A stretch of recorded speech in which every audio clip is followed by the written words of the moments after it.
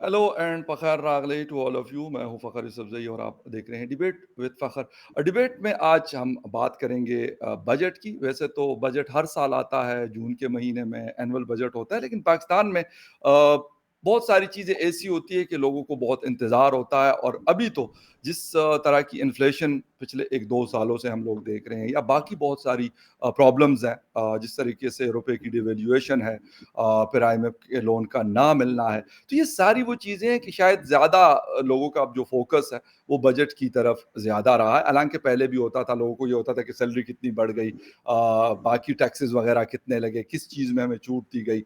ये सारी चीज़ें 14,000 तकरीबन साढ़े 14,000 अरब का जो बजट है, एजुकेशन को क्या दिया गया, हेल्थ को क्या दिया गया, डिफेंस के हवाले से क्या चीज़ें होगी, हमारी प्रायोरिटीज़ क्या है, इन सारी चीज़ों के ऊपर बात करेंगे। और बात करने के लिए हमारे साथ मौजूद है, यकीनन आप सबके जाने-पहचाने, एहसन हमीद दुरानी साहब, पब्लिक पॉलिसी एक्सपर्ट हैं। आप मुख्तलिफ टेलीविजन्स पे भी देखते रहते हैं और यकीनन मेरे चैनल पे भी इनका आना-जाना लगा रहता है। और बहुत सारी चीज़ें ऐसी हैं, मैं शो में आगे बताऊँगा कि हमने जनवरी-फरवरी में कुछ बातें की थी, वो भी थोड़ा-सा इनसे रिपीट में हम चलाने की कोशिश करेंगे। लेकिन thank you very much Ehsan साहब, आपके टाइम का और शो जॉइन करने का। Thank you so much Fakhar, it's always a pleasure to be on your show. और बड़ी कैंडिड हमारी यहाँ पे डिस्कशंस होती है और कुछ चीजें वक्त के साथ सही भी साबित हो जाती है जो बिल्कुल, हम यहाँ पे डिस्कस करते एब्सोल्युटली हैं। Right, absolutely right. उसके ऊपर हम आएँगे, लेकिन सबसे पहले बजट, हर मुल्क में बजट होता है, वो अफ़गानिस्तान हो, पाकिस्तान हो, कंबोडिया हो, इथियोपिया हो, लेकिन हमारा बजट बड़ा निराला किस्म का होता है। इसकी क्या वजह है कि हम एक बड़ा, एक जिसे कहते हैं, शायद अमेरिका के बजट का अमेरिकन शायद इतना वेट नहीं करते होंगे, हिंदुस्तान वाले शायद इतना वेट नहीं करते होंगे, मे बी बांग्लादेश वाले इतना वेट नहीं करते होंगे। क्या वजह है कि हम लोग इस तरीके से, मतलब यू आर वेटिंग डिस्परेटली जिस तरीके से कहते हैं, कि शिद्दत से हमें इंतजार होता है कि पता नहीं क्या होगा, क्या नहीं होगा। एक डर और खौफ की फिजा भी होती है। मार्केट में आप चले जाएं, या बिजनेस कम्युनिटी से बात कर लें, या सैलरी क्लास से बात कर लें, क्या है थोड़ा सा, एक तो थोड़ी सी जो डिटेल्स हैं वो शेयर कर लें, और फिर उसके बाद इन पॉइंट्स के ऊपर अपना शॉर्ट कमेंट आप करना चाहें वो कर सकते हैं। जी फखर, बिल्कुल आपने बड़ा अहम पॉइंट रेस किया कि पूरी दुनिया में मुख्तलिफ गवर्नमेंट्स मुख्तलिफ ममालिक में बजट पेश करते हैं, लेकिन कभी भी इतनी एंटिसिपेशन अवाम में और जी, उतनी मीडिया हाइप उस बजट को नहीं मिलती। अभी आपके शो से पहले भी मेरी एक दोस्त से बात हो रही थी, यूरोपियन है, गोरा है वो, तो जर्मनी में होता है, तो वो मैं उससे यही बात कर रहा था कि हमारा बजट आया है और उस पर मैं एनालिसिस दे रहा हूँ मुख्तलिफ चैनल से। तो उसने कहा कि इसमें क्या एनालिसिस देने वाली बात। मैंने कहा हमारे आपको पता नहीं है कि बजट हमारे यहाँ आता है तो पूरा एक काफ़ी दिन पहले भी उसपे बातें होती है, काफ़ी दिन बाद भी उसपे होती है। बिल्कुल, तो उसकी एग्री। वजह शायद ये है कि यहाँ पे जो जितनी भी गवर्नमेंट्स आती है, वो अवाम की उम्मीदें इतनी ज़्यादा वाबस्ता कर देती है बजट एग्ज़ैक्टली, से, कि लाज़मी बात है फिर उसपे मीडिया भी बातें करते हैं, फिर उसपे बिल्कुल, तज्ज़ियाकार, थिंक टैंक्स, वो तमाम उसपे फिर कई दिनों पे बातें होती रहती हैं। एग्ज़ैक्टली, हालाँकि इसके बिल्कुल बरअक्स है। बजट बेसिकली होता है एक एक डॉक्यूमेंट होता है, एक पॉलिसी डॉक्यूमेंट होता है जो कि एक यस, रोड मैप देता है नेक्स्ट ईयर का। जो फिस्कल ईयर होता है उसका पूरा एक रोड मैप देता है, जिसमें मुख्तलिफ टैक्सेस, जितने भी टैक्स रिजीम है गवर्नमेंट वो जो लागू करती है। फिर अच्छा, टैक्स जो होता है उसकी भी मैं आपकी आपके लिए और आपके जी सामीन के लिए बिल्कुल, बताना चाहूँ कि टैक्स बेसिकली, जो टैक्स होता है वो सिर्फ रेवेन्यू जनरेशन के लिए नहीं होता, but it also gives direction to industries, it also gives direction to economy. For example, अगर यस, सोलर सेक्टर में जिस तरह गवर्नमेंट ने इस बजट में बिल्कुल, किया है कि सोलर यस, सेक्टर में उन्होंने जो मैन्युफैक्चरिंग है और इंपोर्ट है उसके ऊपर, ऑफ रॉ मटेरियल, उसके ऊपर टैक्सेस खत्म कर दिए, बिल्कुल, ड्यूटीज थी। तो उससे क्या हुआ कि उन्होंने इंडस्ट्री को डायरेक्शन दे दी कि यहाँ पे आप प्रोडक्शन कर सकते हैं सोलर पैनल्स की और पैनल्स की, बैटरीज की प्रोडक्शन। या तो एक डायरेक्शन दे दी। तो ये बेसिकली एक होता है, एक बड़ा कॉम्प्रिहेंसिव डॉक्यूमेंट होता है, और हुँ, उसमें फिर एलोकेशंस भी होती हैं रिसोर्सेज की। फॉर एग्जांपल, मिलिट्री के लिए कितना पैसे रखने हैं, डिफेंस एग्ज़ैक्टली, एक्सपेंडिचर के लिए, एजुकेशन, हेल्थ, पीएसडीपी जो पब्लिक सर्विस डेवलपमेंट फंड है उसके लिए, ओवरऑल डेवलपमेंट फंड कितना होगा, प्रोविंसेस के लिए कितना देना है। तो ये एग्ज़ैक्टली, तमाम चीजें बजट डॉक्यूमेंट के अंदर होती है। इस बार जो बजट है, अगर मैं आपको एक लफ्ज में उसका एक खुलासा वो दरिया को कूजे में बंद यस, करते हुए बिल्कुल, बताऊं, तो वो ये है कि it's a very ambitious budget. It's a good budget but on paper, not in hmm, reality. या, और ये भी मैं आपको बता दूं कि ये बजट अपना 50%, 50 to 60% टारगेट सिर्फ अचीव कर पाएगा, बाकी उससे ज्यादा ये अचीव नहीं कर पाएगा, क्योंकि हाँ, इसमें बहुत ज्यादा कैवियाट्स हैं, इसमें यस, बहुत ज्यादा हर्डल्स हैं और बहुत बिल्कुल, ज्यादा चैलेंजेस हैं इस गवर्नमेंट को। बनाया तो उन्होंने इसको एज़ इलेक्शन ईयर बजट है कि बिल्कुल, बड़ी-बड़ी promises, for example 30% 35% ad hoc increment salaries increase की, सैलरीज़ में। अलाउंसेस इंक्रीज़ की, पेंशन्स में इंक्रीज़ की फॉर सिविलियन एंड मिलिट्री या बोथ इंस्टीट्यूशंस। तो यहाँ पे आपके सवाल ये पैदा होता है कि आपके पास पैसा है, आपके पास पैसा कहाँ से? बहुत बेसिक मैं क्वेश्चन है ये। आपको बताऊँ मैं आपको बताऊँ कि जो करंट बजट है, जो इसमें सिर्फ़ हमारा जो 7.3 ट्रिलियन रुपीज़ है, हुँ, वो हमारी जा रही है इन मार्कअप एक्सपेंसेस जो कि हम यस, एक्सटर्नल और डोमेस्टिक डेट में दे रहे हैं। ये हमारा टोटल 80% बनता है ऑफ फेडरल टैक्स रेवेन्यू, जितनी भी हमारी टैक्स कलेक्शन होती है, उसका 80% आपका टोटल 14 ट्रिलियन का बजट है, उसमें बिल्कुल, 7 ट्रिलियन तो आपने उसमें दे दिए, डेट सर्विसिंग में दे दिए। डेट नीचे सर्विसिंग में। आपके पास फिर टोटल 7 ट्रिलियन रह जाता है, जिसमें आपने सूबों को भी देना है, जिसमें आपने जनाब डिफेंस भी चलाना है, जिसमें बिल्कुल, इमरजेंसी के लिए भी आपने रखना है। बिल्कुल, ये साल कहा जा रहा है कि अल्लाह ताला मेरे मुँह बिल्कुल, में खाक, लेकिन ये है यस, कि फ्लड्स, हीट वेव्स इन तमाम चीज़ों के लिए के लिए तैयारी है हमारी हुँ, डिज़ास्टर मैनेजमेंट हुँ, अथॉरिटीज़ की। तो आपने वो चीज़ें भी रखनी है। फिर आपको पता है कि पाकिस्तान इट्स ग्रोइंग पॉपुलेशन 3.2% हमारा या पॉपुलेशन रेट है, one of the highest in the world. तो आपने आपकी एक बूमिंग पॉपुलेशन, अभी आपके रिसेंट सेंसस में आप 245 मिलियन लोग आपके बिल्कुल, सामने आए हैं, यस, आप यस, पांचवी बड़ी आबादी बन गए हैं। तो उसकी नीड्स पूरी करनी है, फूड सिक्योरिटी को आपने देखना है। हुँ, इस वक्त इस गवर्नमेंट बजट में गवर्नमेंट ने एक जो अच्छा काम किया है, उस पे भी बहरहाल मेरा एक सवाल है, लेकिन जी, इनिशिएटिव अच्छा है कि जो बेनज़ीर इनकम सपोर्ट प्रोग्राम है, उसका जो बजट है, उसको 400 बिलियन रुपीस बढ़ा दिया है, व्हिच हाँ, is 25% of its whole budget, या ताकि डायरेक्ट जो डाउन ट्रोडन कम्युनिटीज़ हैं, कैश स्ट्रिप्ड कम्युनिटीज़ हैं, उनको डायरेक्ट कैश सपोर्ट मिले। जी, इट्स अ गुड प्रोग्राम, लेकिन मेरे ख्याल से ये शॉर्ट टर्म सॉल्यूशंस हैं कि आप उन्हें मछली तो दे रहे हैं, लेकिन मछली पकड़ना पकड़ने उन्हें का नहीं सिखा तरीका रहे। नहीं बता ये रहे वो हैं, वाला बिल्कुल, वो वाले मसाल है। आप उन्हें अभी इन द शॉर्ट टर्म उनको सपोर्ट कर रहे हैं, हुँ, व्हिच इज़ नीडेड, बिकॉज़ इस वक़्त हमारी जो इन्फ्लेशन है, इट स्टैंड्स एट 38%, या एग्ज़ैक्ट 38%। ये और इकोनॉमिक सर्वे ऑफ पाकिस्तान के फिगर्स हैं।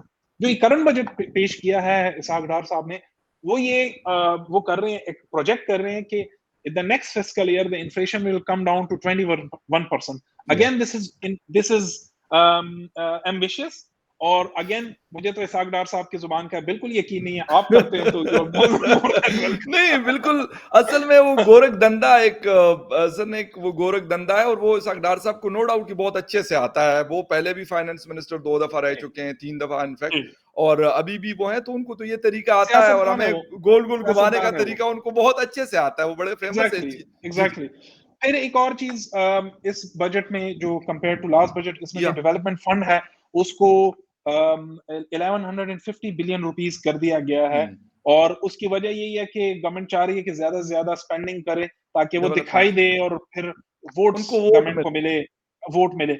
अच्छा, इसमें भी एक जो लास्ट, मैं आपको बताऊं कि ये फिर एक एम्बिशियस बात होगी, क्योंकि जो लास्ट फिस्कल ईयर का बजट था, वो भी अराउंड 850 बिलियन रुपीस का डेवलपमेंट फंड था, जी, लेकिन उसको उन्होंने कट करा कि आखिर में वो कोई 600 बिलियन का रह गया। बिल्कुल, तो इस बार भी एक्सपेक्टेड यही है, क्योंकि इसके कट्स बहुत लगते हैं डेवलपमेंट फंड के ऊपर बिल्कुल। आगे जाके। तो ये तमाम चीजें अब डिपेंड करती है। इसमें खैर और भी बड़े अच्छे प्रोग्राम्स हैं, सोलर का मैंने जिक्र किया, या सोलर इंडस्ट्री को प्रमोट करने की कोशिश की गई है। एजुकेशन का बजट कोई खास नहीं बढ़ा, टोटल 7 बिलियन रुपीस उसमें टोटल बढ़े हैं। 90 बिलियन पिछले साल थे, 97 बिलियन इस साल हो गए हैं, which hmm, is peanuts compare बिल्कुल टू पीनट्स, जो हमारा है एग्ज़ैक्टली। पाकिस्तान में। इसमें एक सिर्फ थोड़ा सा टेक्निकल पॉइंट ये है कि जो फेडरल बजट है उसमें एजुकेशन, क्योंकि education is not a federal या सब्जेक्ट, इट्स अ बिल्कुल, प्रोविंशियल बिल्कुल। सब्जेक्ट। तो यस, प्रोविंसेस को इसके अलग पैसे मिलते हैं, बट स्टिल जो वफाक काम कर सकता है वो एजुकेशन में, मेरे ख्याल से सिर्फ तालीम के ऊपर अखराजात नहीं, बल्कि रिसर्च एंड डेवलपमेंट के ऊपर भी पैसे लगने चाहिए। एब्सोल्युटली और राइट, बिल्कुल। वो जो है ना, उसके लिए ये पैसे बहुत कम है कंपेयर टू जो हमारे मॉडर्न जो चैलेंजेस हैं पाकिस्तान को, क्योंकि इस वक्त हमें R&D की बहुत ज्यादा जरूरत है। या और हमें जो सोल्यूशंस डेवलप करने हैं, हमारे यहाँ R&D कैसी होती है, क्योंकि मैं फखर, आपको पता है, पॉलिसी लेवल पे काम करता हूँ। एग्ज़ैक्टली। वो क्या कहते हैं, वो कहते हैं देखो यार, अमेरिका या बरतानिया या यूरोप में क्या हो रहा है। अब वहां के जो मॉडल्स पाकिस्तान में आते हैं, ये कभी भी one size fit all solution नहीं होता। वो वहां पे मॉडल्स डेवलप करते हैं थ्रू रिसर्च, और वहाँ पे या सर्वेज होते हैं, उनके अपने डायनामिक्स के मुताबिक। बिल्कुल, हमारे डायनामिक्स यहाँ पे डिफरेंट है। बिल्कुल। Same is the case with economic models, जो प्रोजेक्शंस वर्ल्ड बैंक और आईएमएफ पाकिस्तान के लिए देता है, वो हमेशा फेल इस वजह से होता है कि हमारे यस, डायनामिक्स डिफरेंट है। डिफरेंट है So उससे। a lot of या different things have been included in this budget. One important thing जी, will जी, of course be, two important things of course जी, will be how to deal with IMF. क्या IMF हमें पैसे देगा या नहीं, इस पे हम थोड़ा सा आगे जाके बात करते बिल्कुल। हैं। And second thing is the political stability. Pakistan में क्या political stability आएगी, क्योंकि a lot of things will depend on this. Yes, आपकी FDI, आपकी industry, आपकी बहुत सारी चीजें political stability के ऊपर। इस वक्त एब्सोल्युटली। पाकिस्तानी जो सरमायादार हैं, वो खुद पाकिस्तान में इन्वेस्ट नहीं करना चाह रहे। तो आप मुझे ये बताएं कि या बैरूनी जो सरमाएकार हैं या सरमाएदार हैं, वो क्यों यहाँ पे करेंगे? Because of the exactly. Political instability. तो ये ये थोड़ा-सा एक मैंने खुलासा आपको पेश किया नहीं, है ऑफ बिल्कुल बहुत सिनेरियो। ज़बरदस्त किस्म की जो डिटेल्स आपने शेयर की और अपना एनालिसिस भी किया कि एक तो ये कि एक ट्रस्ट डेफ़िसिट है मार्केट के अंदर, लोग डरे हुए हैं। यहाँ लोकल भी जिनके पास पैसा है, वो कोशिश ये कर रहे हैं कि कहीं और जाके उसको इन्वेस्ट कर ले। यहाँ पे इस वक़्त हम तो एक कंज़्यूमर इकोनॉमी तो हमारी है, बहरहाल क्योंकि 24-25 करोड़ की पॉपुलेशन है, तो उनको कपड़े भी चाहिए, उनको जूते भी चाहिए, उनको जी। रोटी भी चाहिए। तो वो चीज़ तो एक हद तक चल रही है, लेकिन हम अपना खुद कुछ प्रोड्यूस नहीं कर रहे, जो मेरे ख्याल में सबसे ज़्यादा अलार्मिंग है, सबसे ज़्यादा थ्रेटनिंग है। जो हम इंपोर्ट्स करते हैं 52-53 बिलियन यूएस डॉलर्स की, एक्सपोर्ट्स हमारी है 22 से 23 बिलियन डॉलर बमुश्किल। ठीक है, चले रेमिटेंसेस से हम किसी हद तक अपना काम कुछ ना कुछ पूरा कर देते हैं, लेकिन कहाँ तक? हम वहाँ पे भी स्किल्ड लोगों को तो नहीं भेजते। गल्फ के अंदर अगर हमारे जितने लोग हैं, वो छोटे-मोटे काम करते हैं, बड़े कामों में कम लोग हमारे ऐसे होते हैं जो जिनकी अच्छी सैलरीज़ होती है और जो हमें अच्छा कमा के दे सकते हैं, वो बहुत आटे में नमक के बराबर होते हैं। लेकिन इन सारी इश्यूज़ का क्योंकि आप पब्लिक पॉलिसीज़ बनाते हैं, उसके एक्सपर्ट हैं, तो इसका सॉल्यूशन है क्या? और ये जो गवर्नमेंट्स कर रही होती है, एक शॉर्ट टर्म सॉल्यूशंस हमें दे देती है, मीठी गोली हमें पकड़ा देती है, वो कहते हैं यार अगले वाले जाने और उनका काम जाने। ये इनको पता भी है कि इनकी हुकूमत नहीं आनी, जिन्होंने ये बजट पेश किया, ये बड़े क्लियर है। और ये रिकॉर्ड पे ये शो कि नहीं इनकी हुकूमत अगली आनी, किसी और की आनी है। तो फिर ये क्या करना चाहते? ये वाक़ई में इस मुल्क को इस प्रॉब्लम से निकालना नहीं चाहते या इसके पीछे कोई और रीज़न्स हैं? मेरे ख्याल से हुकूमत शायद इस्तेहकाम वाले ही इस्तेहकाम शायद ला पाए मुल्क में। हवाओं का रुख कुछ बहुत ही ज़्यादा इस्तेहकाम आ रहा है आजकल। हाँ, बहुत ज़्यादा शायद ज़रूरत से ज़्यादा इस्तेहकाम आ बल जाए के पाकिस्तान में। साथ। तो हवाओं का रुख भी ज़्यादातर उधर ही दिखाई दे रहा बिल्कुल है। सही कह रहे हैं। एनीवेज़ प्रॉब्लम ये है कि यहाँ पे जो हमारी जो रूलिंग एलीट है, उनका जो मफाद है वो हुँ, टोटली डिफरेंट है जो जो पाकिस्तानी अवाम के मफाद के साथ है। अब आप या देखें डॉलर क्राइसिस हमारे मुल्क में क्यों क्रिएट हुआ? जितने भी हमारे यहाँ से एलीट्स हैं उन्होंने डॉलर अपना निकाला है, बाहर भेजा है यस, और होर्डिंग की है। उन्हें पता है कि डॉलर विल इन्फ्लेट, होर्डिंग या की है, मार्केट से डॉलर निकाला है। आप देखें कि पाकिस्तान का जो करेंसी एक्सचेंज के जो प्रेज़िडेंट है, वो क्या कहते हैं? वो कहते हैं कि हम हुकूमत हमें इजाज़त दें तो हम आईएमएफ को हम पाकिस्तान का जो डॉलर क्राइसिस है वो ख़त्म कर सकते हैं और मलक हम आईएमएफ बोस्तान को साहब। बोस्तान साहब बिल्कुल। या अब उनसे सवाल बनता है कि भई आपके पास इतना डॉलर आया कहाँ से? आप ये डॉलर आपका अपना है या आपने किसके लिए डॉलर इकट्ठा किया हुआ है? एग्ज़ैक्टली। पाकिस्तान में जी, बड़ी जो पॉलिटिकल फैमिलीज़ हैं या बिज़नेस फैमिलीज़ हैं, बिल्कुल, ये उनसे सवाल बनता है। ये अगर कोई बात उन्होंने किसी फंक्शनल डेमोक्रेसी में की होती, अभी तक वो जेल में होते। बिल्कुल। लेकिन यहाँ पे चूँकि हमारे यहाँ इदारे कमज़ोर हैं, आपको पता है, एहतसाब नहीं होता, तो वो बिल्कुल, उन्होंने धड़ल्ले से कर दी और उसके ऊपर उनकी बल्कि वाह-वाह हो गई। ये किसी हाँ। और मुल्क में अभी तक वो जेल के पीछे होते कि भई आप सबसे बिल्कुल, पहले बताएँ आपके पास इतना डॉलर आया कहाँ से? आए कहाँ से? बिल्कुल, आप तो फॉरेक्स का काम करते हैं, तो आप यस। होर्डिंग भी कर रहे हैं, आप डॉलर अपने पास रख भी रहे हैं क्योंकि क्या? आपने दिस खरीदना है और इल्लीगल। बेचना है मार्केट के अंदर। बेचना एग्ज़ैक्टली, आप एग्ज़ैक्टली। जस्ट एन एक्सचेंज है, आपके पास बिल्कुल, आया कहाँ बिल्कुल। से? तो ये एक बड़ा अहम वो है। दूसरा ये है कि मैं आपको बताऊँ कि यहाँ पे रिफॉर्म्स की कभी बात ही नहीं होती। यहाँ पे होती है यस, सुर्खी पाउडर या मेकअप की के शॉर्ट टर्म में व्हाट विल बिल्कुल। Good look, what will give या देम पॉलिटिकल ब्राउनीज़, पॉलिटिकल या पॉइंट्स। रिफॉर्म्स के ऊपर अनफॉर्च्यूनेटली इमरान खान साहब जब आ रहे थे, उन्हें बड़ी अच्छी-अच्छी कमिटीज़ बनाई रिफॉर्म्स के ऊपर। उन्होंने हाँ, डॉक्टर इशरत हुसैन को अपना एडवाइज़र वो रखा। बिल्कुल, उन्होंने बड़ा प्यारा उन्होंने एक डॉक्यूमेंट दिया रिफॉर्म्स के ऊपर, ब्यूरोक्रेसी को कैसे करनी है। उन्होंने एक बड़ा अच्छा जो रिपोर्ट दी थी, उसमें एक और भी लिखी थी कि जो डुप्लीकेट गवर्नमेंट इंस्टीट्यूशन है, फॉर एग्जांपल उन्होंने कहा कि बहुत सारे पाकिस्तान में ऐसे इदारे हैं जो कि एक ही काम कर रहे हैं लेकिन डुप्लीकेट बिल्कुल। इदारे बने, उनको एग्ज़ैक्टली, खत्म किया बिल्कुल, जाए ताकि गवर्नमेंट एक्सपेंसेस कम हो। इतनी बिल्कुल, बड़ी आप पैसे दे रहे हैं गवर्नमेंट सैलरीज़ में, फिर आपने उसी इदारों को पेंशन्स भी आगे जाके देनी है बिल्कुल। उन्हीं। आपको पता है पाकिस्तान में एक इदारा है जिसका नाम है नेशनल प्रोडक्टिविटी ऑर्गेनाइजेशन, जो हुँ, जिसका काम है कि पूरे पाकिस्तान में प्रोडक्टिविटी, गवर्नमेंट एफिशिएंसी और प्रोडक्टिविटी को बढ़ाया जाए। उनकी अपनी वेबसाइट आप देखिए तो वो कंप्यूटर साइंस का जो स्टूडेंट होगा ना, जो फर्स्ट सेमेस्टर में जी, वेबसाइट डेवलप करता है बिल्कुल, एज़ अ बिल्कुल। क्लास प्रोजेक्ट, बिल्कुल वो सही। उससे अच्छा वेबसाइट डेवलप कर देगा। ओह इतनी माय! फ़ज़ूल किस्म की उनकी वेबसाइट है। ये नेशनल क्या प्रोडक्टिविटी ऑर्गेनाइजेशन है जिसका ज़बरदस्त, काम है कि ज़बर पाकिस्तान की इसलिए तो इदारों की प्रोडक्टिविटी का प्रोडक्टिविटी। ये हाल है।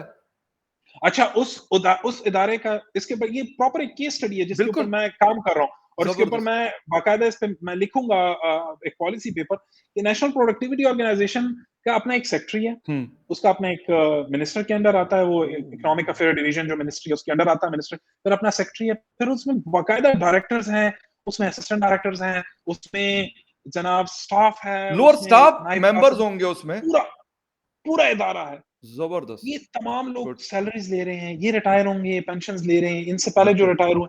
ये इतनी बड़ी आप देखें कि इस वक़्त जो फेडरल बजट आया है, हुँ, इसमें 730 बिलियन रुपीज़ सिर्फ़ और सिर्फ़ गया है जनाब पेंशन्स में। एग्ज़ैक्टली मैंने पढ़ा, बिल्कुल। आप सोचिए कि यस, इतना बड़ा आपका पेंशन का हुजम है, तो हुँ, आप पूरी दुनिया में फॉर एग्ज़ाम्पल इंडिया में बड़ा अच्छा काम हुआ है। इंडिया में उन्होंने ये किया है कि उन्होंने पेंशन सिस्टम को इतना ज़बरदस्त रिफ़ॉर्म किया है कि वो वाह! आपके बाकायदा आपकी सैलरीज़ में से ही आपके पेंशन्स को बिल्कुल, काट रहे होते हैं। And when you retire, you can either take your whole pension with you or you can take it monthly. तो उनका उनका ज़बरदस्त, pension system is one of the best in the world और ये उन्होंने यूके से ये कॉन्सेप्ट लिया है। यहाँ गुड, पे भी इस तरह के रिफॉर्म्स होने चाहिए लेकिन मसला ये है कि रिफॉर्म गवर्नमेंट करती ही नहीं है। रिफॉर्म के ऊपर क्योंकि अनपॉपुलर डिसीजन है, लोग फिर निकलते हैं, वोट खराब होता है, एसोसिएशंस निकलती है, यस, यूनियंस निकलती है और ये ज़ोर जो है ना गवर्नमेंट बर्दाश्त नहीं कर पाती। तो मेरे ख्याल से जब तक हमारी जो रूलिंग एलीट है वो रिफॉर्म्स के ऊपर बात नहीं करेगी, पाकिस्तान इसी तरह ही चलता रहेगा और बल्कि खराब होगा।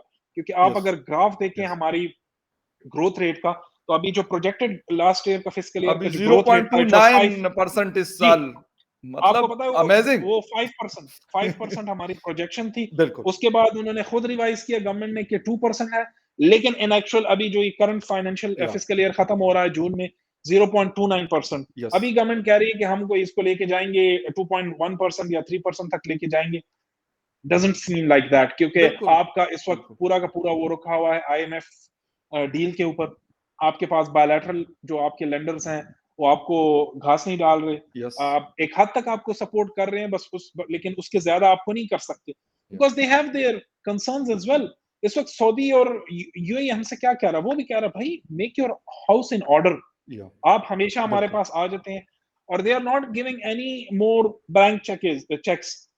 बिल्कुल। इजिप्ट के साथ भी उन्होंने रिसेंटली जी, ये किया है और बल्कि सऊदी के जो फाइनेंस मिनिस्टर हैं उन्होंने बाकायदा बयान दिया है कि अब जितनी भी कंट्रीज हमारे पास आते थे ब्लैंक चेक्स लेके या जाते थे on the basis of geopolitical rent seeking, तो हम हमें वो नहीं है क्योंकि सऊदी को इस वक्त वो जियोपॉलिटिकल जरूरियात ही नहीं हो रही है आपसे नहीं है। पूरी जो पहले थी। बिल्कुल, वो शिफ्ट ले बिल्कुल। रहा है, उसके इसराइल के साथ नॉर्मलाइजेशन हो रही है, ईरान के साथ हो गया, ईरान के साथ हो गई है, यमन के साथ हो इंडिया रहा है, सीरिया के साथ जी हो गया। इंडिया के साथ उसका वो जो है ना ट्रेड बढ़ बिल्कुल, रहा है, इंटरेस्ट बढ़ रहा है, जियोपॉलिटिकल वो हो रही है, अलाइन हो रही है उसके इंटरेस्ट। जी, तो उसको वो वाली ज़रूरत नहीं है कि वो आपको पहले जाते तो हम कहते थे कि हम ये कर देंगे, वो कर देंगे, तो हमें चेक दे देते थे। तो दिस बिल्कुल। Needs to stop yes, and yeah I will tell you that this music will stop someday and unfortunately then will have to hit our rock bottom और फिर या उसका इम्पैक्ट डायरेक्टली इम्पैक्ट होगा पाकिस्तान के गरीब आवाम और मिडिल क्लास आवाम पे। ये जो इलीट्स हैं इनके बच्चे बाहर पढ़ रहे हैं, बिल्कुल, इनका पैसा बाहर पड़ा हुआ है, बिल्कुल, इनका सरमाया बाहर है, इनके एग्ज़ैक्ट पास डुअल नेशनैलिटीज़ है। अगर डुअल नेशनैलिटी नहीं है तो किसी न किसी मुल्क की पीआर है इनके पास, यस, कनाडा की, यूएस की, इंग्लैंड की, यूरोप की। इन्होंने चले जाना है। ये मुल्क हमारे पास रहेगा और हम ही इसके जो कॉन्सिक्वेंसेज़ हैं उसको हमें फेस करना होगा। तो बिल्कुल। मेरे ख्याल से जब तक रिफॉर्म्स की बात नहीं होगी और ये लोग अपने मज़े चर्चे बंद नहीं करेंगे। इस वक़्त आप शहबाज शरीफ साहब की काबीना देखें, फ़खर जी, वन ऑफ द लार्जेस्ट मेरे ख्याल से कोई 35-40 उनके सिर्फ एडवाइज़र्स हैं। बिल्कुल। मिनिस्टर्स तो छोड़ें, 86 तो था, शायद अब इससे भी बढ़ गई हो, 86 लोग टोटल हुआ करते थे including adviser and ministers advisers को और मिला के। मिनिस्टर्स। जी, जी, बिल्कुल। यानी आप देखें टोटल जब और यूएस कहते हैं प्रेसिडेंट गरीब आता है। मुल्क का ये हाल है, ये गरीब तरीन इस वक़्त, मतलब हम गरीब तरीन है ना, अफ़गानिस्तान जी, से कम रिज़र्वायर्स है हमारे पास। भूटान, नेपाल इतनी से बड़ी कम काबीना रिज़र्वायर्स है है, हमारे पास। फ़खर इतनी बड़ी काबीना है कि मैं कल फुटेज देख रहा था जब बजट का इजलास हो रहा था, तो जो एक तो होती है ना जो प्राइम मिनिस्टर बैठा होता है और फ्रंट में जितनी भी कुर्सियाँ होती है, बिल्कुल। तो पीछे वाली कुर्सियों पे भी काबीना मेंबर्स बैठे हुए थे कि जगह नहीं थी, इतने सारे अब एडवाइजर्स और 86 मिनिस्टर्स थे। कुर्सियाँ कहाँ लगाएँ वो? कहाँ लगा है? इतना बड़ा उसके लिए पूरा हॉल कहाँ से ऑडिटोरियम लगा? होना चाहिए ना कि प्राइम मिनिस्टर साहब सामने बैठे, वो मतलब बात हाँ, करे डाइस पे खड़े होके, और वो सामने उनकी पूरी कैबिनेट बैठी हो। मेरे फिर ख्याल से अब जर्नलिस्टों यही के लिए करना जगह नहीं पड़ेगा होती जितनी ना। जितनी बड़ी उनकी काबीना है। यूएस का प्रेसिडेंट आता है, उसके पास टोटल 15 से 20 या मिनिस्टर्स या जो बिल्कुल। उनके सेक्रेटरीज जिसको वो सेक्रेटरी कहते हैं, वो होते हैं हर महकमे का। यहाँ पे आप देखें कि हर चीज़ का एडवाइज़र, फिर अच्छा एडवाइज़र के ऊपर आपका इतना बड़ा जी, खर्चा होता है क्योंकि आपने जी, उस adviser adviser with the status of a state minister जब होता है तो स्टेट उसको आप मिनिस्टर के मिनिस्टर बराबर। एन्क्लेव में घर भी देते हैं, उसको यस, आप फ्लैग वाली गाड़ी भी देते हैं, उसको आप बिल्कुल, स्टाफ भी देते हैं। अच्छा एग्ज़ैक्टली, फिर उसके पर्क्स एंड अलाउंसेस डिफरेंट होते हैं। बिल्कुल। उसको फिर आपको साल के बिज़नेस क्लास टिकट्स भी देने पड़ते हैं। बहुत सारे। फ्यूल अलाउंस वो उसका बढ़ जाता है, तो वो कितना बोझ है इस गरीब मुल्क के ऊपर। मेरे ख्याल से आईएमएफ को अगर चाहिए तो आईएमएफ को एक शर्त ये भी रखनी चाहिए कि भाई आप इनके मराद खत्म करो, इन मिनिस्टर्स के। मेरे ख्याल से इसका बड़ा बड़ा मशकूर होगा बड़ा पाकिस्तानी कौम ज़बरदस्त आईएमएफ का। किस्म का बड़ा अच्छा पॉइंट है, लेकिन मसला ये है कि उन्होंने बताया था कि जी ग्रेड 17 से लेके और अबव जितने लोग हैं उनके जो है मतलब एक बैलेंस शीट जो है या फिर उनके एसेट्स जो हैं, वो आप हमें हमारे साथ हमें बताएँगे, ठीक है? वो डिस्क्लोज़ करेंगे, आप पब्लिक करेंगे। उसके ऊपर कितना बड़ा वावेला हुआ, क्योंकि भई वो एक बड़ा जैसे बहुत ही सीक्रेट डॉक्यूमेंट है। अगर मैं गवर्नमेंट सर्वेंट हूँ, मैं जिस वक़्त सर्विस जॉइन कर ली, मेरे पास 10 लाख रुपए हैं। अगर 3 या 5 साल के बाद मेरे पास 10 करोड़ हैं, तो आखिर क्या मैंने ऐसा कर लिया कि वो 10 लाख जो है वो 10 करोड़ में कन्वर्ट हो गए? आप खुद मतलब एक एनर्जेटिक आदमी हैं, बहुत सारी चीज़ें करते हैं। मैं खुद करता हूँ। मुझे पता है कि यार 10 लाख को 10 करोड़ में आप 3 साल में नहीं कन्वर्ट कर सकते, और जॉब में तो बिल्कुल नहीं कर सकते। हाँ, बिज़नेस में शायद हो सकता है। तो ये कौन-सी गिदड़सिंगी है इन लोगों के पास? दूसरी उनका बात, भी बिज़नेस है सर, वो भी बिज़नेस ही है। ये तो और इसी के ब्यूरोक्रेसी थ्रू चलाते हैं बिज़नेस वो। ही है ना। इसी के हाँ, थ्रू चलाते हैं, एग्ज़ैक्टली। अच्छा, दूसरा आपने बताया कि जी reforms, PIA 80 billion, railway 40 billion, steel mill I think so 30 to 40 billion, और पिछले 8-9 सालों से वो बंद है। इस तरह के बहुत सारे हमारे इदारे हैं, लॉस में जा रहे हैं। लेकिन अभी तक हम ये डिसाइड नहीं कर पाए कि भई हमने कब तक इसका ये बर्डन उठाना है। 2400 अरब रुपए का सर्कुलर डेट्स हम लेके जा रहे हैं अपने साथ इस 14,000 अरब में, जिसमें 7,000 अरब हमने डेट सर्विसिंग में देना है। फिर ये 2500 या 3,000 अरब उसमें दूसरे में चले जाएँगे सर्कुलर डेट्स में। हम कर क्या रहे हैं? मतलब इतने बड़े-बड़े लोग बैठे हैं, वो सब कहते हैं कि हमारे से बड़ा अक्लमंद कोई आदमी नहीं है। लेकिन ये तो सिंपल सी बात है कि 2 + 2 = 4। इतना कॉम्प्लिकेटेड क्यों बना रहे हैं? मेरे ख्याल से एक तो यहाँ पे मसला ये है कि हर शख्स, हर इदारा, जी, हर इंडिविजुअल अपना मफ़ाद रख रहा है कौमी मफ़ाद के आगे। जब ज़बरदस्त। तक ये चीज़ डिफरेंट ये नहीं होगी, जब तक कौमी मफ़ाद को आप सामने नहीं रखेंगे कि भई इस मुल्क के साथ हम कर क्या रहे हैं बेसिकली।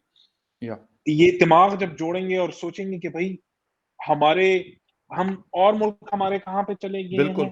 हमारे नेबर्स। मैं आपको एक मिसाल दूँ, मैं अभी जी, 3-4 दिन पहले मैं आ रहा हूँ बैंकॉक से, तो जी, हमारी एक रीजनल एक डायलॉग था, जिसमें जितने भी एशियन कंट्रीज़ हैं, उससे लोग आए हुए थे, इंक्लूडिंग उसमें एक इंडिया से भी हमारे कॉलीग आए हुए थे, बड़ी अच्छी गपशप ज़बरदस्त। लगी हमारी, काफ़ी अच्छा टाइम गुज़ारा। तो वो था बेसिकली ई हेल्थ पॉलिसीज़ के ऊपर कि एशियन कंट्रीज़ कैसे अपनी ई हेल्थ पॉलिसी, तो मैंने चूँकि उस पे काफ़ी काम किया हुआ है ई हेल्थ ओके, पॉलिसीज़ के ऊपर पाकिस्तान में, मैं बड़ा हैरान हुआ जब मैंने इंडिया की ई हेल्थ लैंडस्केप देखा और जो उसकी इन्वेस्टमेंट्स है towards the digitisation of their health sector. मेरा दिमाग हैरान हो गया कि इतना इंडिया काम कर रहा है, इतनी उन्होंने एक्सेस टू हेल्थ सर्विसेज दी हुई है थ्रू डिजिटल मीन्स। या और जब मैं वो अपने अपने हमारे प्रोग्रेस के साथ कंपेयर कर रहा था तो मुझे ऑब्वियसली मुझे बड़ी हैरानी हुई और मुझे इस बात का दुख भी हुआ कि बिल्कुल, काश हम भी इतना ज्यादा इसमें इसमें प्रोग्रेस कर पाते। फिर मैंने और जब कंट्रीज सिंगापुर और उसकी वियतनाम की तो आप बात ही छोड़े ना, ताइवान की और जो और सही। कंट्रीज एशियन आए थे वो तो फिर बहुत ही एडवांस है उस लेवल में। तो इस वक्त प्रायोरिटीज दुनिया की क्या है कि भाई हेल्थ सेक्टर में किस तरह आप डिजिटल उसको आईसीटी को कम्युनिकेशन बिल्कुल, टेक्नोलॉजीज को इंट्रोड्यूस करके आप वो कर सकते हैं। और हमारे यहाँ ये बहस है कि आईएमएफ से 1 बिलियन आएगा, नहीं आएगा, डील होगी, सही। नहीं होगी, किसके ऊपर कितने मुकदमात करने हैं, क्या बिल्कुल, करना है। प्रायोरिटीज डिफरेंट है, बात ही कुछ और किसको चीजों पे कितनी हो दफा रही है। जेल में डालना है, उसको जमानत मिलेगी, एग्जैक्टली जैसी वो बाहर निकलेंगे कहते फिर पकड़ लो। एग्जैक्टली तो प्रायोरिटीज डिफरेंट है हमारा। आप देखें आईटी सेक्टर, इतने हमारे स्किल लोग हैं, यही आईटी प्रोफेशनल्स पूरी हाँ, दुनिया में जाते हैं, यकीन बिल्कुल, करें मेरे अपने बिल्कुल। दोस्त हैं, कंपनीज के टॉप पोजीशंस पे पहुंच जाते हैं, लेकिन पाकिस्तान में वो फिर उन्हें जॉब ढूंढने में स्ट्रगल होती है। बिल्कुल टोटल सही, हमारी आईटी एक्सपोर्ट्स अराउंड $3 बिलियन बिल्कुल। मुश्किल से पहुंचती यस, है। मुश्किल तो से। इतना बड़ा पोटेंशियल है, उसको एक्सप्लॉइट नहीं किया जा रहा, उसको यूज नहीं किया जा रहा। इसके मेरे ख्याल से इसके ऊपर दो चीजों का जो बड़ा जी। फुकदान है, एक तो ये कि lack of political will in the political and the elite class हुँ, के, और दूसरा they don't care about the national interest, they only care या, about their self interest, या, interest of their institutions and interest of their families। या। ये दो चीजों की कमी, अगर ये हमारा ठीक हो जाए, बाकी सारी चीजें मेरे ख्याल से they will fall in place। बिल्कुल ऐसे लास्ट क्वेश्चन और वो ये है कि फरवरी में भी हमने आईएमएफ लोन के ऊपर शो किया था और आपने बिल्कुल मेरे शो पे कहा था कि भाई ये जून तक भी बहुत मुश्किल है, शायद ना हो पाए। जून अब तकरीबन आधा अगर नहीं गुजरा तो 10 दिन जून के गुजर गए, अभी 20 दिन और रहते हैं, लेकिन कोई आसार नजर नहीं आ रहे, कोई क्लैरिटी नहीं है। मिनिस्ट्री ऑफ फाइनेंस से पूछ लें, किसी और से पूछ लें, कहीं पे कोई क्लैरिटी नहीं है। ऐसा लग रहा है कि शायद जून गुजर जाए, मे भी कि जुलाई गुजर जाए, लेकिन ये चीज ना हो। क्या नजर आ रहा है कि सरदार साहब चीन की तरफ दोबारा से, फिर सऊदी अरेबिया और यूएई की आपने बात की और बड़ी क्लियर मेरे ख्याल उनकी पोजीशन है इस वक्त, हम क्या कर रहे हैं अब? एक और मतलब उनके सामने हमने फिर नाक रगड़नी है, लकीरें खींचनी है और उसके बाद फिर सोचना है कि यार अब क्या करें, या कुछ और हमें मिल सकता इसमें फखर दो तीन अहम बातें हैं। एक तो ये कि ये तो बात अंडरस्टूड है? है कि IMF is changing the goal post every time okay. और finance team meets with them, लेकिन उसकी एक वजह है, और ये वजह मैंने आपकी, जब हमने फरवरी में प्रोग्राम किया था जी। उस टाइम भी मैंने कहा था कि there is a huge trust deficit between IMF and the state of Pakistan, not the government of Pakistan, the okay. State of Pakistan. वो ट्रस्ट नहीं कर पा रहे कि भाई आपने पहले भी बहुत ज्यादा बार आपने अपनी कमिटमेंट्स पूरी नहीं की, तो हमें ट्रस्ट नहीं है कि आप इस बार भी अपनी कमिटमेंट पूरी कर पाए। इसहाक डार साहब की बातों से जो अब लग रहा है, he has given up on IMF या, टीम, या, बिकॉज बहुत सारी बातें वो अभी खुल के कर रहे हैं। वो कह रहे हैं कि जियोपॉलिटिक्स हो रही है और आईएमएफ हो या ना हो, हम विल टेक दिस इकोनॉमी हम फॉरवर्ड डिफॉल्ट एंड नहीं एक्सेट्रा करेंगे। एक्सेट्रा, हम डिफॉल्ट नहीं करेंगे। बिल्कुल। तो मेरे ख्याल से ये तो अंडरस्टूड है कि आईएमएफ डील नहीं हो रही, और जी, आगे कुछ महीनों में भी नजर नहीं आ रहा। जो हमारी जी, जी, एक्सटेंडेड फंड फैसिलिटी थी ईएफएफ, जो 1.2 बिलियन देनी थी, अच्छा उसमें मजे की बात ये कि वो जब अभी ये हमारा जून खत्म होगा तो हमारा जो वो वो वाली 9th रिव्यू थी वो तो या, खत्म हो जाएगी, जिसमें बिल्कुल, 1.2 बिलियन। बिल्कुल, अभी 10th रिव्यू के लिए फिर आपको फिर बिल्कुल। दोबारा from scratch you have to start yeah, negotiations and talk to the IMF. वो फिर बड़ा एग्जॉस्टिंग और बड़ा फ्रस्ट्रेटिंग वो है, प्रोसेस है। या, तो इन्होंने ख्वाहिश भी थी, सागदार साहब ने, इन्होंने कहा कि आप क्लब कर दें 9th और 10th रिव्यू को एक साथ, बिल्कुल। लेकिन आईएमएफ ने वो बात भी नहीं मानी। आईएमएफ ने कहा नहीं भाई, आप तो पहले 9th रिव्यू पे हम आपसे बात करेंगे, और उसमें भी जो आपको हम ये एक्सटेंडेड फंड फैसिलिटी दे रहे हैं 1.2 बिलियन की, इस पे हम पहले हम उस पे आप शराइत पूरे करें, 10th रिव्यू को हम बाद में देखेंगे। जबरदस्त। अब मुझे लग ये रहा है कि शायद चूंकि IMF deal likely seems dead, तो अभी शायद दोबारा ये चाइना की तरफ रुख करेंगे, और शायद चाइना को कुछ लेन देन, कुछ ले कुछ दे वाली बात करके, चाइना के साथ कुछ मामला तय करके शायद उनसे कहे कि आप you can save this sinking ship of our economy, हुँ, और डिफॉल्ट आप हमें ना कराएं, because it will not look good कि Pakistan being a Chinese ally और इतना क्लोज हम सीपेक में, इतना बिल्कुल, हम आपसे डेट ले चुके हैं। बी माइंडफुल के इस वक्त जो हमारा टोटल डेट है, फॉरेन डेट है, उसमें 30% we owe to the China, बिल्कुल, चाइनीज गवर्नमेंट। तो Chinese government and Chinese businesses, तो द थिंग इज के इफ यू डिफॉल्ट, तो या, लाजिम बात है फिर चाइना को उनका भी पैसा प्रॉब्लम भी डूब होगी। जाएगा। तो ये शायद ये थोड़ी सी अंडरस्टैंडिंग डेवलप की जा रही है कि चाइना को कहा जाए कि प्लीज सेव अवर इकोनॉमी। और कल इशारा भी किया है सागदार साहब ने, या, बात उन्होंने की, लेकिन वो फिर बैक ट्रैक हो गए जल्दी से। उन्होंने कहा डेट रिस्ट्रक्चरिंग की बात की उन्होंने। बिल्कुल, तो शायद हम जो पेरिस क्लब से हमने जो लिए हुए हैं डेट्स, शायद हम वहां पे भी रिस्ट्रक्चरिंग, लेकिन उसमें बात यही आती है, जब जी, आप डेट रिस्ट्रक्चरिंग की बात करते हैं तो it sounds the alarm off default. तो आप अगर डेट रिस्ट्रिक्शन की बात करें तो मतलब आप या डिफ़ॉल्ट कर गए, आप पैसे नहीं दे पा बिल्कुल, रहे। बिल्कुल, तो ये बिल्कुल एक वापस नहीं कर सकते। How do they thread this ship या और how do they sell this ship is a question कि वो एक जो भरम है डिफ़ॉल्ट ना होने का वो भी रख पाएँ और चाइना के साथ या फिर पेरिस क्लब के साथ डेट रिस्ट्रिक्शन की बात भी करें। अब दिस जी। Is we have to see कि इसको किस तरह इस शिप को स्टीयर करते हैं सागदार साहब। बिल्कुल और मेरे ख़्याल में एक बहुत चैलेंजिंग सिचुएशन है। ये बात हम सिर्फ़ मैं और एहसन नहीं कर रहे, बहुत सारे लोगों ने ये बात बताई है। मेरी शहबाज़ राना साहब से 2-3 दफ़ा इत्तेफ़ाक मुलाकात हुई, उनसे मेरी बाकी बहुत सारे और लोगों से भी। तो तकरीबन यही जो एहसन ने फ़रवरी में बताया कि यार वो हमें लोन फ़िलहाल नहीं देंगे। अब कब देते हैं ये उनकी मर्ज़ी है, वो कंडीशंस मज़ीद कितनी लगाते हैं और क्या हम उनको पूरा कर पाते हैं। या फिर ये कि चाइना को लेकिन चाइना से भी कब तक हम पैसे ले सकते हैं कि जितना हमने अभी तक लोन पकड़ा हुआ है उसमें 30% उनका है। वो आपने सुन लिया। तो अब देखना ये है कि बाकी वो हमें मज़ीद उनके पास कितनी गुंजाइश है और वो हमें देना चाहते हैं। क्योंकि जब कोई पैसा देता है तो वो सबसे पहले ये देखता है कि यार इसका रिटर्न किस तरीके से होगा।